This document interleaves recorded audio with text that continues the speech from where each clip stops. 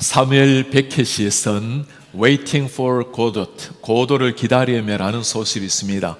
1969년도에 노벨 문학상까지 받았던 뛰어난 작가였습니다. 고도를 기다리며 책을 읽다 보면 이게 무슨 말을 하는지 참 이해하기가 어렵습니다. 고도를 기다리는데 고도가 누군지, 어떤 사람을 말하는지 아니면 God 해서 하나님을 말씀을 하는 것인지 애매합니다. 고도가 나타나면 무슨 일을 할 것인지도 불명확합니다. 막연하게 지내는 사람, 두 사람의 등장인물이 나옵니다. 블라디미르라는 사람과 에스트라공이라는 사람인데 두 사람의 대화를 들어보면 대화가 서로 맞지가 않아요. 나 밥 먹었니? 너 밥 먹었니? 묻는데 나는 술은 끊었어. 술은 좋아하지 않아. 서로 간에 소통이 되지 않는 이런 상황. 지루하게 고도를 기다리다가 이야기하다가 또 지루하게 느끼다가 이렇게 우리가 지루하게 살 게 아니고 그냥 나무에다가 목매달아 죽자고 죽으려고 하는데 끈이 없어서 죽지도 못하는, 참 읽으면 이게 무슨 말을 하려고 하는지 이해가 되지 않는 소설입니다. 바로 현대인의 무미한 의미 없는 인생, 목적 없는 인생을 고발하는 부조리 문학이라고 말할 수 있는 겁니다. 고도를 기다리며 그 사람들 뿐이겠습니까? 이 시대 수많은 사람은 의미 없는 인생, 목적 없는 인생으로 자신의 삶을 허비하는 사람이 얼마나 많습니까?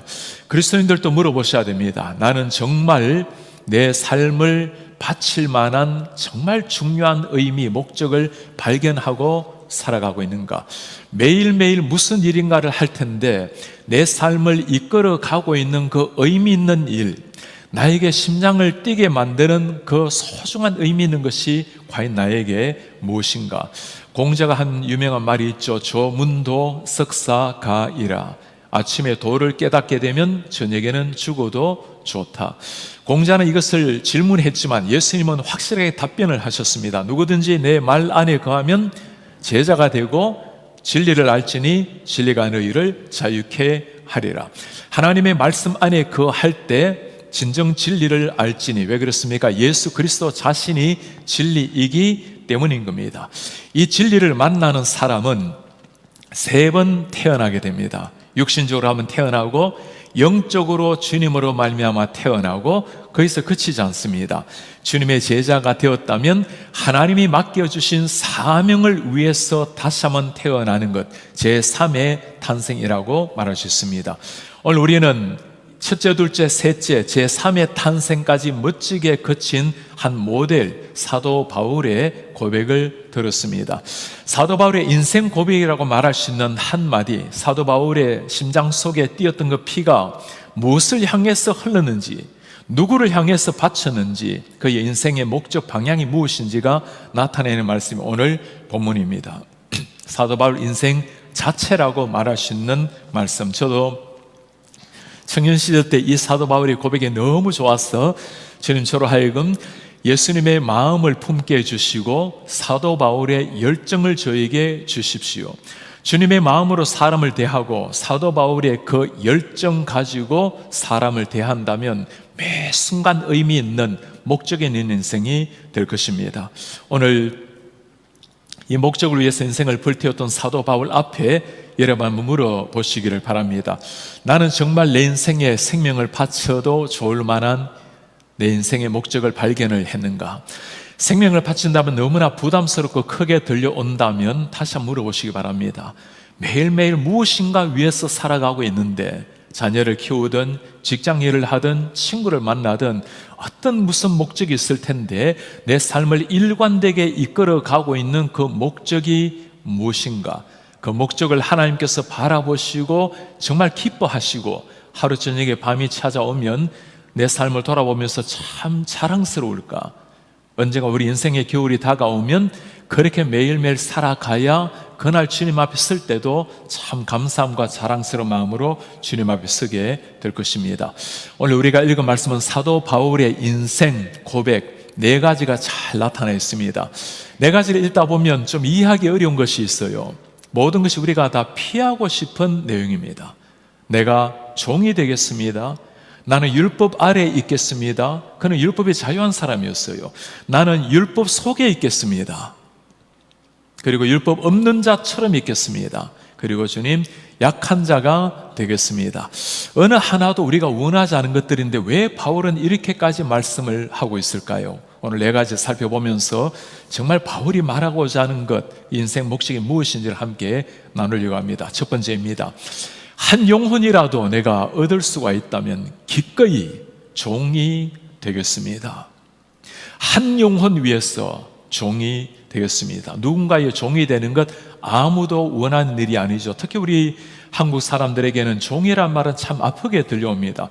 일제치하에 36년 동안 우리가 종살이 하지 않았습니까? 나라를 빼앗기고 언어를 빼앗기고 젊은이들이 꿈을 꿀 수 없었던 참 암울했던 시절이 있었습니다. 우리 이스라엘 때 역사도 마찬가지죠. 430년 동안 애굽에서 종살이 했던 사람들, 그들은 바벨론 포로 586년에 잡혀가서 70년 동안 종살이 했던 사람입니다. 지금 또 로마의 압제하에서 종살이 했던 사람들, 누구든지 종의 시문에서 벗어나려고 자유가 아니면 목숨을 바치겠다고 하는 사람들인데 왜 바울이 오늘 지금 내가 종이 되겠다고 이렇게 말을 하고 있을까요? 그 이유를 한번 들어보시겠습니까? 고린도전서에서 그의 위대한 자유를 외치는 한 사람, 주 안에서 부르심을 받은 자는 종이라도 주께 속한 자유인이요, 또 그와 같이 자유인으로 있을 때 부르심을 받은 자는 그리스도의 종이니라. 너희는 값으로 산 것이니 사람들의 종이 되지 말라. 사실 바울은 지금 사람의 종이 되지 말라라고 말씀하고 있습니다. 사람이 종이 되지 말라고 하는데 왜 자기 스스로는 내가 종이 되겠다고 말을 하고 있는 거죠? 이유가 19절에 나와 있습니다. 내가 모든 사람에게 자유로우나 스스로 모든 사람에게 종이 된 것은 더 많은 사람을 얻고자 함이라. 이유가 분명합니다. 모든 사람, 어떤 특정인이 아니라 모든 사람에게 종이 된 것은 더 많은 사람을 얻고자 함이라. 나의 정체성, 자유인의 정체성, 내 자존심, 체면 다 무너지더라도 한 사람을 더 구원할 수 있다면 나는 당신의 발 밑에 무릎을 꿇을 수 있는 종이 되겠습니다. 너무나 우리에게는 크게 들리고 엄청난 전환처럼 들리지만 그렇게 살아갔던 많은 사람들, 여러분 누구입니까? 우리 예수님이 바로 그런 분 아니겠어요? 종의 형체를 입고 이 땅에 오셔서 무릎을 꿇고 우리의 발을 씻겨주신 우리의 예수님, 종처럼 사람들을 참고 인내하고 사랑하시고 마침 우리를 위해서 당신의 생명을 대신 바쳐주신 예수님, 그 예수님이 계셨기에 이 위대한 바울의 고백이 나오는 거죠. 역사에는 그렇게 살아간 많은 사람들이 있습니다. 특별한 사람들이 아니었어요. 예수님의 마음을 깨달은 사람, 바울의 심정을 깨달은 사람입니다. 여러분들이 잘 아는 모라비안 선교회가 있죠. 본래 선교가 아니라 모라비안 교회였습니다. 진젠돌프 백작이 세운 교회입니다. 백작의 한마디 인생 모토가 있어요. 내게 유일한 내게 열망이 있다면 예수 그리스도라. I have only one passion and that is Jesus Christ. 내 인생의 유일한 패션 하나, 예수 그리스도라. 이 모라비안 선교가 그렇게 주님의 한 영혼을 위해서 삶을 드린 데는 계기가 있었습니다. 1727년 8월에 부흥사경회를 하는 가운데 거룩한 성령이 임재하셨어요. 성령이 내려오니까 성도들의 마음속에 기도가 일어났습니다. 너무 기도가 뜨겁게 되었을 때 이대로 기도의 불을 끊이지 않게 하자고 매일 24시간 1시간씩 기도하기를 시작했습니다. Hourly Intercessor, 1시간씩 계속 기도하는 그 기도가 100년 이상 매일 24명이 돌아가면서 기도하게 되었습니다. 기도를 하니까 이제는 전도에 대한 영혼에 대한 눈이 열리기 시작을 했어요. 자기 교회뿐만 아니라 지역뿐만 아니라 해외의 선교의 눈이 열리기 시작했습니다. 1732년이 되었어요. 소식이 하나 들려왔습니다. 저기 카리브 쪽에 웨스트 인디즈에 수많은 섬들이 있는데 그 섬에 유럽에서 영국 그리고 덴마크에서 수많은 노예들을 잡아다가 거기에서 플랜테이션 농업을 시킨다는 거예요.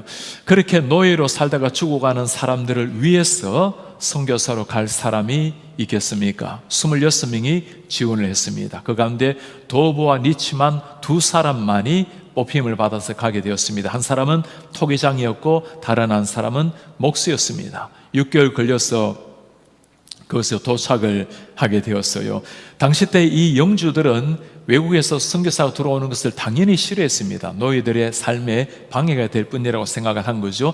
그들이 선교할 수 있는 유일한 길은 자기 자신들도 노예가 되는 것, 종이 되는 것만이 가능하다고 해서 자기들의 신분을 종이 되어서 들어가게 된 것입니다.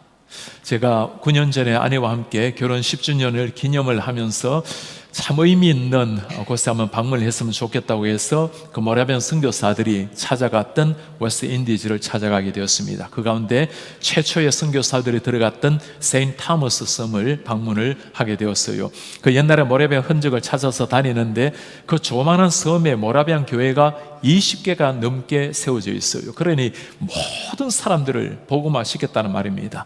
다니다가 너무나 반가운 교회를 하나 만나게 되었어요.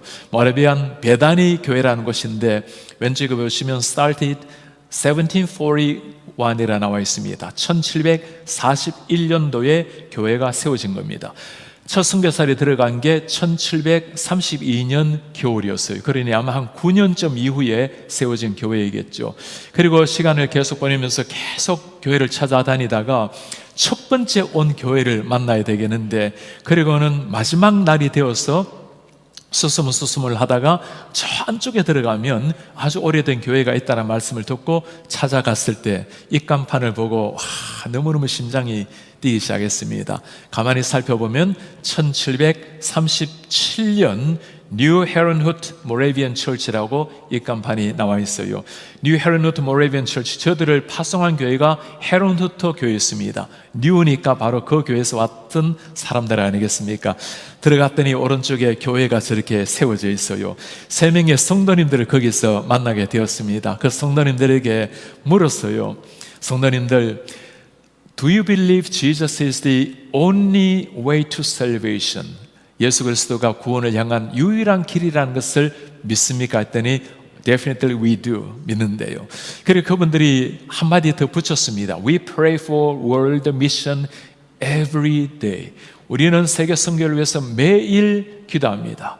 바로 이곳이 1732년 그 니츠만과 도버가 세운 교회입니까? 했더니 그대로 돼요. 저 교회, 그 오래된 교회, 풍랑에, 바다의 해풍에 다 많이 낡았지만 300년 된 역사된 교회래요. 그리고는 여기가 바로 처음 교회입니까? 라고 했더니 그게 아니고 따라오세요 하더니 저 숲으로 저를 인도를 해요. 그리고 돌에 비석에 나와 있고 1732년에 그들이 처음에 왔을 때는 이 노예들을 만날 수 없도록 만드니까 숲속에 몰래 밤에 만나서 예배를 한 겁니다. 5년 동안 그렇게 예배를 하다가 지금 있는 그 예배당을 세웠다는 거예요.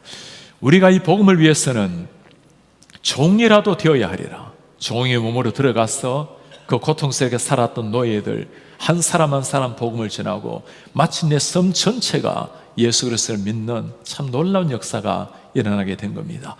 한 사람이라도 더 구원을 할 수 있다면 내가 종이 되었으라도 주님의 복음을 전하리라.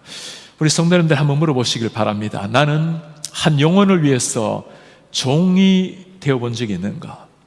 아마 이 시대는 종이 될 필요도 없고 그럴 수 있는 상황도 아닐 겁니다.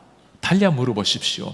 내가 한 영혼을 정말 구하기 위해서 내 자존심을 내려놓은 적이 있는가?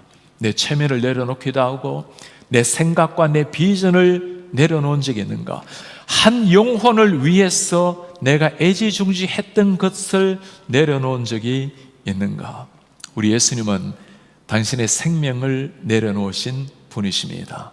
종이 되신 분이셨어요. 그로 말미암아 우리가 주님을 알게 되었습니다. 두 번째입니다. 한 영혼이라도 얻을 수만 있다면 기꺼이 율법 아래 있는 자같이 되겠습니다. 내가 율법 아래 있는 자 같이, 정말 이 말을 이해할 수가 없죠. 바울이 하는 위대한 고백이 뭐죠? 여러분, 우리는 율법에서 해방되었습니다. 자유인이 되었습니다. 다시는 율법의 종의 멍에를 매지 말라. 갈라디아서 하는 말이 맞죠? 그리스도께서 우리로 자유케 하려고 자유를 주셨으니 그러므로 굳세게 서서 다시는 종의 멍에를 매지 말라. 종의 멍에라는 것은 율법의 멍에입니다. 다시는 율법에 컨트롤당한 인생이 아니라는 것. 갈라디아 교인들 뿐이겠습니까? 바울 뿐이겠어요? 누구든지 예수 그리스도 안에 있으면 새로운 피조물이 되고 나면 더 이상 율법이 우리를 지배하지 못한다고, 그것을 그렇게 외쳤던 바울 아닙니까? 그 바울이 오늘 하는 말이 내가 율법 아래 있는 사람 되겠습니다. 바울의 고백을 한번 들어보시겠습니까? 유대인들에게는 내가 유대인과 같이 된 것은 유대인들을 얻고자 함이요, 율법 아래 있는 자들에게는 내가 율법 아래 있지 아니하나 율법 아래 있는 자같이 된 것은 율법 아래 있는 자들을 얻고자 함이요. 내가 유대인처럼 되는 것, 율법 아래 있는 것처럼 되는 것, 한 사람이라도 더 얻고자 함이라. 여러분 이해가 되십니까? 바울이 유대인입니다. 유대인인데 왜 내가 유대인처럼 된다고 이야기를 하고 있는 거죠? 바울은 유대인이었지만 이방인을 위해서 부름받은 사도였습니다. 이방당 다니면서 각 곳마다 교회를 세웠고 전도를 했고 성도들을 이끌었죠. 그러나 바울의 가슴 속에는 동족 유대인들을 향한 늘 열정이 있었어요. 주님, 우리 동족이 주님을 모른다면 차라리 내 이름을 생명에서 제거해달라고. 그만큼 유대인들 얼마나 핍박도 많이 받았어요. 그럼에도 불구하고 유대인들 주님 반드시 구원시켜 주셔야 됩니다. 그러니 유대인들이 있는 회당에 다니면서 복음을 전했던 사람이 바울이었습니다. 율법 아래 있는 것도 마찬가지죠. 내가 율법에서 완전히 자유한 사람이지만 그러나 율법 아래에 있는 유대인들을 구원하기 위해서 내가 마치 율법 아래에 있는 사람처럼 살리라. 사실 바울은 율법을 버린 사람이 아니죠. 율법을 지킨 사람이지만 구원을 얻기 위해서 율법을 지킨 것이 아니라 새로운 삶, 거룩한 삶을 위해서 율법을 철저하게 지킨 사람이었습니다. 그의 머릿속을 가만히 들여다보면 딱 하나밖에 없어요. 율법의 유무, 유대인, 이방인 아무 의미 없습니다. 단 하나, 한 생명이라도 더 얻을 수만 있다면. 바울의 심장의 피를 살펴보면 그는 붉은색이 아닐 거예요. 내 속에 심장에 뜨는 피는 오직 예수 그리스도의 피. 지역 선교, 세계 선교, 하나님의 복음을 전가하는 일에는 내 생명 심장조차도 조금도 아까운 것으로 여기지 아니하노라. 그게 바울의 위대한 고백이었습니다. 오늘 바울은 율법 아래에 있는 사람처럼 하기 위해서 위대한 일, 엄청난 일 하나를 해요. 그의 제자 디모데에게 할례를 받게 합니다. 사실 우리는 유대인들로서 할례 받는 일은 당연한 일입니다. 그러나 바울에게는 당연한 일이 아니었어요. 여러분, 할례자나 무할례자나 아무 의미 없습니다. 오직 그리스도인만이 필요한 겁니다. 예수 안에 있는 자가 진짜 할례자입니다. 아브라함의 자손, 할례 받은 자손이 아니고 예수의 자손이 진짜 영적인 할례를 받은 사람입니다. 그런데 왜 디모데에게 할례를 받으라고 말합니까? 우리가 유대인에게 전도하기 위해서 그들은 율법 속에 있는 사람이기 때문에 우리도 스스로 율법 아래에 있는 사람처럼 왜 그렇게 할 필요가 있는데 합니까? 한 영혼이라도 더 얻으려고 하는 겁니다. 요즘 우리 교회에서 생명 나눔을 하면서 제가 참 잔잔한 감동이 하나 있었어요. 우리는 생명 나눔이라고 생각하면 믿지 않은 사람들, 우리 교회 저 밖에 있는 사람들을 주로 생각하기 마련인데 성도님들 중에는 우리들끼리 생톡을 주고받는 분이 계세요. 목사님, 생톡이 뭡니까? 라고 말하면 그러면 안 되는 겁니다. 생명 나눔 카톡이에요. 아직까지 생톡이 안 되고 있는 분들은 매일 한 번 정도씩 꼭 문자를 카톡으로 좀 주고 받으시기를 바랍니다. 그 생톡을 우리 교인들끼리 주고 받는다는 거예요. 받는 사람이 무슨 생각을 하겠어요? 왜 나에게 이걸 주는가가 아니었습니다. 누군가 나를 기억해 준다라는 것, 누군가 나에게도 조금이라도 더 복음을 잘 가르쳐 주려고 노력하고 있다는 걸 알고 너무 고마워한다는 거예요. 그리고 자기가 그 생톡을 받으면서 나도 누군가에게 이 생명의 말씀을 전해야 되겠다고 누군가 믿지 않은 사람에게 대상의 누군가를 찾게 된다는 겁니다. 그리고 문자를 보내고 말씀을 보내고 때로는 설교 링크를 보내기도 하고, 그런 생명 나눔이 아주 소소한 일이지만 제가 그 이야기를 듣고 얼마나 감사했는지 모릅니다. 오늘날 우리 모두가 율법에 자유하지만 마치 율법 아래에 사는 사람처럼 보이는 것이 무엇일까요? 복음을 위해서 그렇게 살아가는 것. 요즘 우리 그런 사람들 있겠습니다만 이전에 우리 어르신들이나 우리 제 나이 또래 되는 사람들은 주일에는 예배하고 다른 일을 하면 안 된다라는 생각에 공부를 못하고 밤 12시가 되면 공부하는 사람이 있어요. 월요일 새벽에 대해서 공부하는 사람들이 있었는데 하나님께 주일은 따로 뭘 해서는 안 된다라는 생각 때문에 때로는 가스스테이션에 가서 미리 토요일 주유하는 사람들, 그리고 미리 토요일 날 시장을 보는 사람들, 내가 주일을 주님 앞에 바르게 잘 섬기리라. 이전에 우리 어르신들 헌금을 낼 때 다림질해서 돈 깨끗하게 냈다는 이야기를 듣고 있지 않습니까? 그럴 필요 없잖아요, 그죠? 그럼에도 불구하고 내가 하나님 앞에 조금이라도 더 바르게 쓰려고 애쓰는 사람들, 가끔 우리 성도님들 중에서는 주일에 식당을 가지 않은 분들도 계십니다. 간다는 것도 주님을 위해서, 주의 영광을 위해서 기꺼이 할 수 있는 일이라 하지만, 그러나 가지 않는 분들이 계신다면 내가 주일날 조금이라도 주님 앞에 거룩하게 보내라 마음으로 가지 않는다면 역시 아주 귀한 일입니다. 모든 게 다 자유합니다. 그러나 하나님의 영광을 위해서 내 자유를 제한할 수 있는 것, 그것이 바로 진정한 자유를 누리는 사람의 모습, 그리고 그를 말미암아 한 영혼이 변화될 수 있다면 내가 기꺼이 율법 아래라도 들어가겠습니다. 바울의 인생의 질문은 딱 하나입니다. 어떤 질문 의미 없고, 주님, 내가 당신의 영광을 구하고 있습니까? 한 영혼을 위해서 필요한 일입니까? 세 번째 질문입니다. 한 영혼이라도 얻을 수가 있다면 기꺼이 율법 없는 자같이 되겠습니다. 율법 없는 자, 이거는 더더욱 이해하기가 어려워요. 방금 바울이 하는 말이 뭐죠? 내가 율법 아래에 있는 자가 되겠다고 했는데 이제는 율법 없는 자가 되겠습니다. 바울은 율법을 잘 지킨 사람이에요. 구원을 얻기 위해서가 아니라 거룩한 삶을 위해서 지켰다고 말씀을 하죠. 그런데 없는 자에게, 없는 자처럼, 오늘 21절의 고백을 한번 보시겠습니까? 율법 없는 자에게는, 특히 이방인들을 두고 말하는 거죠. 내가 하나님께는 율법 없는 자가 아니요 그리스도의 율법 아래에 있는 자이나, 그는 유대인입니다. 그러나 율법 없는 자와 같이 된 것은 율법 없는 자들을 얻고자 함이라. 유대인이 율법 없는 자란 말은 이방인이 된다는 겁니다. 이방인이라는 것은 아브라함의 자손이 아닙니다. 구원에서 떨어진 사람이라고 생각한 사람들이에요. 그럼에도 불구하고 나는 율법 없는 자처럼 되겠습니다. 이방인을 한 사람이라도 더 구원할 수만 있다면. 우리 삶 가운데서도 조금 아주 급진적이지만 이런 경우가 가끔 있을 수 있어요. 제가 우리 교회 성도님 중에 위성용 장로님, 여러분들이 기억을 하실 겁니다. 한 시대 우리 교회 새벽기도 때 문을 열어주신 분이십니다. 장로님을 전도하신 분이 장진필 집사님이십니다. 장로님은 정부의 부름을 받고 이곳에 주재원으로 오신 분입니다. 당연히 예수님을 모르던 분이고 집사님과 함께 골프도 치고 식사도 하고 그러다가 전도하기를 시작을 했습니다. 아무리 교회를 가자고 해도 교회를 가지 않자 주일에 위승전 장로님 댁에 가서 방바닥에 들어 누웠어요. 자네가 교회를 가지 않으면 나도 오늘 교회를 가지 않겠노라. 이 사실을 한국에 계신 장진필 집사님의 어머님 권사님이 들으시고는 그 집안이 아주 믿음의 명문가 가정 아닙니까? 얼마나 많은 목회자들, 많은 사람을 섬긴 그 가정인데, 아니 그 자식이 주일날 교회를 안 간다는 이야기를 듣고 어머니가 금식으로 기도를 시작했어요. 그 이야기를 전에 들으시고 위장로님 부부가 너무 착하신 분이시라 교회를 따라 나오신 거예요. 그것이 계기가 되어서 예수님을 만나게 된 겁니다. 이혼사 목사마다 먼저 오셔서 오랜 세월 교회 새벽기도 문을 열어주신 분이 바로 그분이셨습니다. 당연히 주일에 교회를 가는 사람이지만 마치 율법이 없는 사람처럼, 마치 주일을 지키지 않는 사람인 것처럼 그렇게까지 했던 이유가 무엇일까요? 어찌하든지 한 영혼을 구할 수만 있다면 그 한 영혼을 위해서 내 모든 것을 다 드리리라. 사람들이 보면 참 이해하기 어려운 일입니다. 그러나 그의 목적을 주님이 잘 아십니다.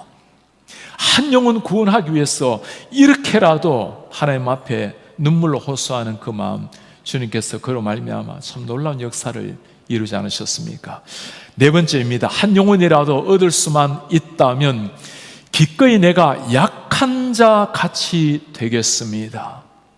이 말은 당시 때는 참 어울리지가 않았어요. 로마 시대 때는 힘이 상징인 시대입니다. 힘이 있어서 세력을 넓히고 다른 나라를 정복하고, 이게 로마 시대 아닙니까?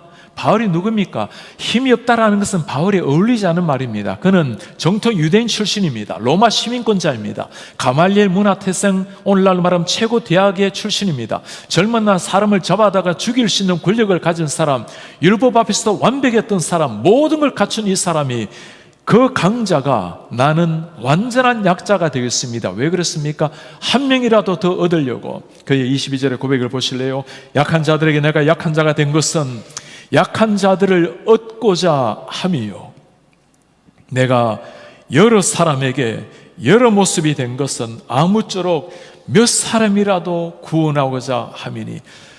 와, 저는 이런 고백을 보면 정말 여러분 심장 뛰지 않습니까? 내 인생 이렇게 살아도 되는가 돌아봐지지 않습니까? 제발 이 말씀이 그냥 스쳐 지나가지 않기를 바랍니다. 약한 자가 된 것은 약한 자들을 얻고자 함이요. 이 세대가 다 강자가 되길 바라고, 모두가 성공하길 바라고, 모두가 자기 목소리 높이기를 바라는 시대에 나는 그림자처럼 없어도 됩니다. 나는 아예 죽은 자처럼 약한 자가 되어도 괜찮습니다. 짓밟혀도 괜찮습니다. 여러분, 누가 떠오릅니까? 그분이 예수님이셨어요. 오른밤을 때리면 왼밤까지 태워주는, 네가 하나님의 아들이거든 뛰어내려라, 그 조롱하고 저주하는 자들을 위해서 하늘의 천군 천사를 활용해서 한순간 사라지게 만들 수 있는 주님이 눈물을 쏟으면서 하신 기도 아닙니까? 제발 저들을 용서해 주십시오. 너무나 무기력하게, 너무나 약한 자, 마른 뼈처럼, 마른 막대기처럼 살아가신 우리 예수님, 그것으로 말미암아 이룬 것이 영원한 생명의 구원이었습니다. 그걸 바울이 안 거예요. 그러니 위대한 고백이 나온 겁니다. 바울은 모든 것을 다 내려놓았지만 그는 모든 것을 얻은 사람입니다. 왜 그래요? 예수 그리스도를 만났기 때문입니다. 예수 그리스도로 충만해 있지 않으면 아무리 채워도 우리는 불완전합니다. 목말라 합니다. 다른 사람과 비교를 합니다. 그러나 예수로 충만해 있기에 무릎을 꿇고 짓밟힌다 하더라도, 가장 연약한 자가 된다 하더라도 문제될 것이 하나도 없었어요. 하늘의 기쁨과 감격을 누렸기 때문입니다. 그 다음에 바울이 말씀, 내가 여러 사람에게 여러 모양으로 된 것 아무쪼록 몇 사람이라도 구원하고자 함이라. 저는 성경의 이 구절을 볼 때마다, 바울의 이 표현을 볼 때마다 정말 내가 목사로서 이렇게 살아도 되는가 늘 돌아보게 만드는 단어가 이 말입니다. 아무쪼록 몇 사람이라도 구원하려고 by all possible means, 어떤 가능한 방법을 택해서라도 I might save some, 몇 명이라도 구원을 할 수만 있다면. 여러분, 바울이 그런 수준이 아니잖아요. 신약 13권을 쓴 사람입니다. 대형 집회를 하면서 한꺼번에 200~300명을 전도시켜야 되지 않습니까? 베스트셀러를 써서 인정을 받고 많은 사람에게 복음을 전할 기회를 줘야 되지 않겠어요? 아니었습니다. By all possible means, 내가 무슨 수를 써서라도 I might save some, 몇 명이라도, 모쪼록 몇 명이라도 좀 얻으려고 주님, 그러니 저로 하여금 어떤 상황 속에서도, 무슨 사람 앞에서도 이 복음의 증인이 되게 도와주십시오. 바울이 머릿속에 스쳐 지나간 것은 딱 한 가지밖에 없습니다. 예수님의 인생, 그리고 내가 어떻게 예수님처럼 살아낼 것인가.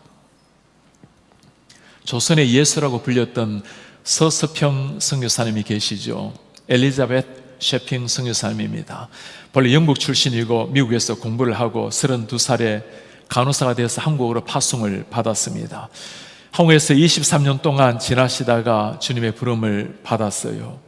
광주 지역에서 최초로 사회장으로 그녀의 장례식을 했습니다. 얼마나 많은 그린들과 나환자들, 연약한 자들이 다 따라다니면서 어머니 하면서 그의 마지막을 보냈습니다. 어떤 삶이었기에 이렇게 존경을 받았을까요? 일제치하 아무것도 없었던 한국 땅에 1880년에 들어왔습니다.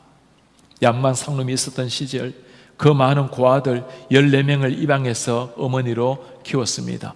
소박받은 미망인들 38명을 데리고 함께 키우고 교육시키고 돌봤습니다. 1년에 100일을 나귀를 타고 전라남북도 제주도를 다니면서 복음을 전했던 여인, 한국 사람이 먹었던 보리밥, 된장국, 고무신을 신고 살았던 사람. 그녀는 한국인의 친구가 아니고 한국인으로 살았습니다.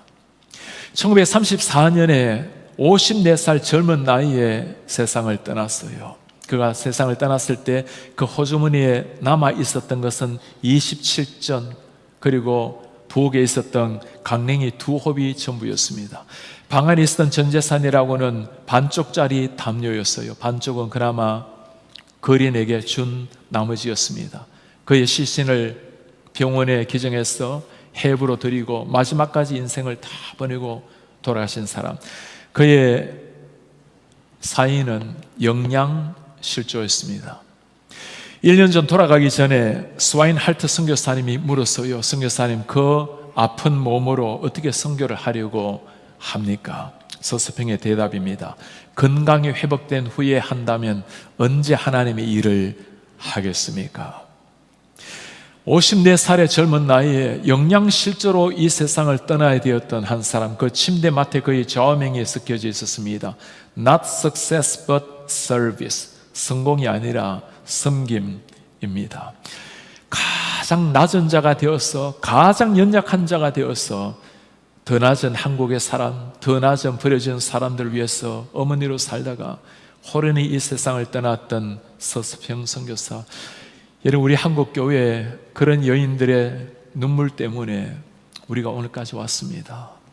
그들의 흘린 땀, 그들의 눈물, 그 지극한 사랑 때문에 오늘 여러분과 제가 그리스도인이 되어 있는 겁니다. 오늘 주님께서 우리에게 물어보시지 않습니까? 너는 이 복음을 위해서 네 자신을 내려놓고 가장 낮은 자가 되어본 적이 언제인가? 자존심이 상할 때 그렇게 분노하고 때로는 마음을, 감정을 추스리지 못한 이유가 무엇인가? 오늘 우리 주님께서 우리에게 하시는 말씀, 바울의 위대한 선언을 보았습니다. 한 사람이라도 더 얻기 위해서 내가 모든 사람에게 모든 모양으로 나아가리라. 예수님이 그래 사셨기에 그래 따라간 겁니다. 종의 발을 씻었기에, 당신의 생명을 그를 위해서 드렸기에 그도 기꺼이 당신의 생명을 마지막까지 주를 위해서 고결하게 바친 겁니다. 이제 우리가 그렇게 살아내야 될 때이죠. 이유가 무엇입니까? 우리도 똑같은 그 사랑 받았어요. 나 같은 죄인을 위해서 주님은 무릎을 꿇고 발을 씻기셨고, 나 같은 죄인의 조롱을 받으면서 십자가에 돌아가셨고, 그 주님 율법을 이루심으로 우리는 오늘 자유를 이루게 된 것입니다. 이 버지니아만 해도 9만 3천 명의 한인들이 있습니다. 적어도 5만 명 이상은 예수를 모르는 사람일 겁니다. 그들을 향해서 내 가슴 속에 눈물이 일어났으면 좋겠습니다.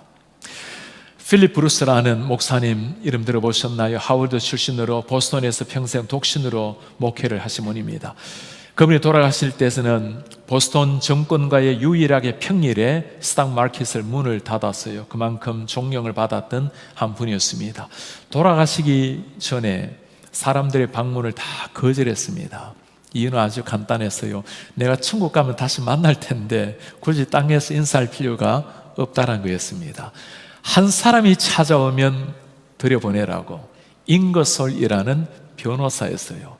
이분이 너무 극단적인 반기독교주의자, 늘 필립 브루스하고 대척점에서 디베이트하고, 한 번은 하나님, 당신이 살아계시면 이렇게 저주하고 있는 나에게 10분 안에 벼락을 치든지 무슨 일이 일어나게 해달라고. 아무 일이 일어나지 않았어요. 부활하고 하나님 없지 않느냐. 그때 필립 브루스가 했던 말입니다. 자네는 지금 하나님의 존재를 시험하는 것이 아니라 하나님의 자비하심을 시험을 하고 있는 것이라고. 그런 잉거솔은 만나겠다고 하니 얼마나 기뻤겠어요. 병상에 찾아갔어요. 저를 만나게 해주셔서 고맙습니다. 브루스가 했던 말입니다. 다른 사람은 천국에서 만날 것이니까 굳이 볼 필요가 없지만 자네는 천국에서 만나지 못할 것 같아서 오늘 인사를 해야 되겠네. 예수를 믿으시게나. 그렇게 사는 거예요. 정말 예수님을 아는 사람, 정말 예수님을 만난 사람, 인생의 목적, 고도를 기다리지만 목적 없이 살아간 사람들입니다. 우리는 고도를 기다리지 않습니다. 예수님을 기다리는 사람, 명확한 목적을 가지고 살아가는 사람입니다. 그 목적 위에 생명 나눔 한 영혼의 탄생이 여러분들 그 리스트에 오르기를 바랍니다. 우리가 생명 나눔으로 나아갈 때 하나님께서는 놀랍게 역사하셔서 생명 탄생의 울음소리를 듣게 하실 것입니다.